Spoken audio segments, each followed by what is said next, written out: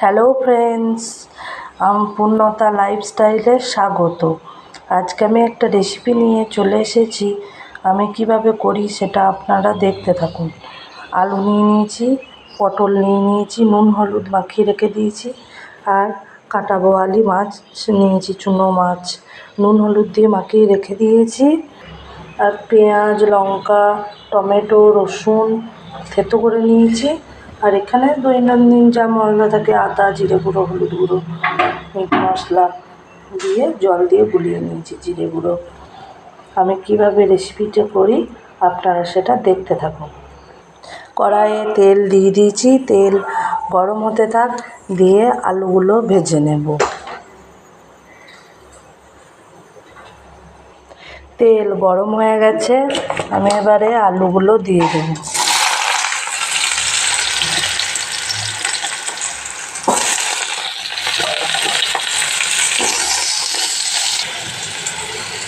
হলুদ গুঁড়ো দিয়ে দিয়েছি।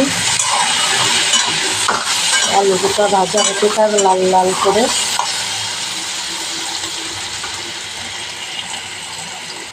আমার আলুগুলো ভাজা হয়ে গেছে, তুলে নেব। আলু তুলে নিয়েছি, তেল গরম হয়ে গেছে। এবার আমি পটলগুলো দিয়ে দেবো, পটলগুলো ভেজে নেব একইভাবে।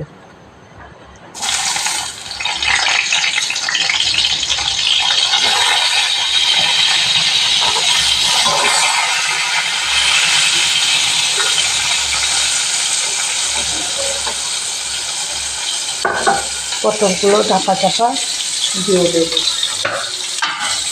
ভাপে সিদ্ধ হতে থাকে।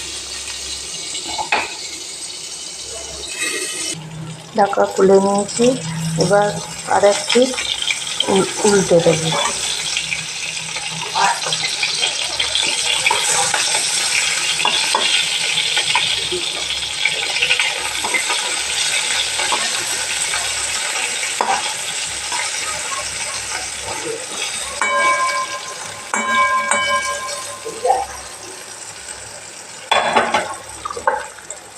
আবার ঢাকা চাপা দিয়ে দেব। পটলগুলো ভাজা হয়ে গেছে, এবার তুলে নেব।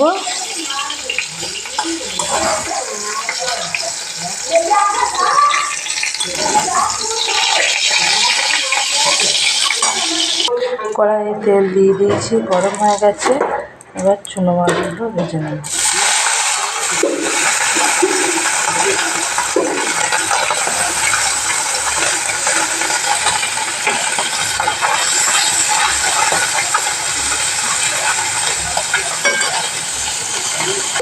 আমার একদিক ভাজা হয়ে গেছে মাছগুলো, এবার উল্টে নেব।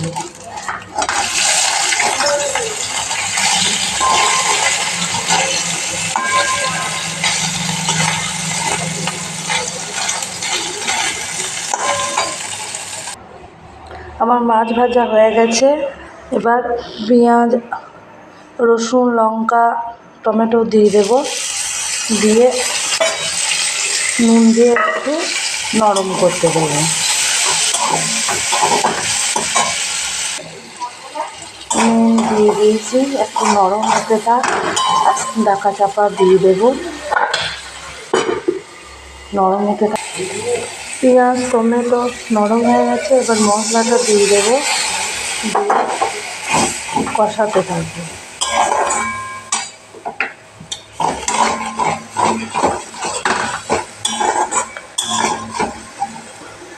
ঢাকা চাপা দিয়ে দিই, যতক্ষণ না তেল ছাড়ছে কষানো হতে থাক।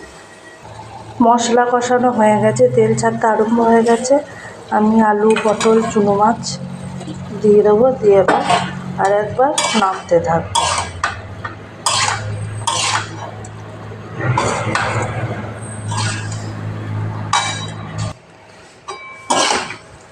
নাড়তে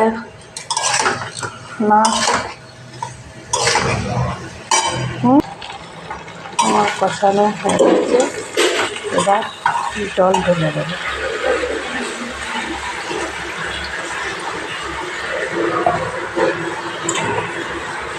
ফুটে গেলে ঢাকা চাপা দিয়ে দেবো।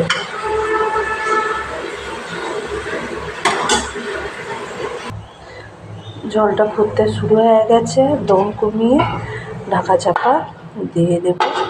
মিনিট 20 হোক, সেদ্ধ হতে থাক। ফুটতে শুরু হয়ে গেছে, আলু সিদ্ধ হয়ে গেছে। এবার রসটা মরলেই নামিয়ে নেব। ঝোলটা মরলেই খানিক নামিয়ে নেব। ঝোলটা মরে গেছে, আলু সিদ্ধ হয়ে গেছে, আমার তরকারি রেডি হয়ে গেছে। আপনাদের যদি এই রেসিপিটি ভালো লাগে লাইক, কমেন্ট, শেয়ার করবেন এবং সাবস্ক্রাইব করে দেবেন এবং বাড়িতে ট্রাই করবেন। এই রেসিপিটা কেমন লাগবে বলবেন। আজ এই পর্যন্তই। টাটা। দেখা হবে অন্য এক রেসিপি নিয়ে। টাটা।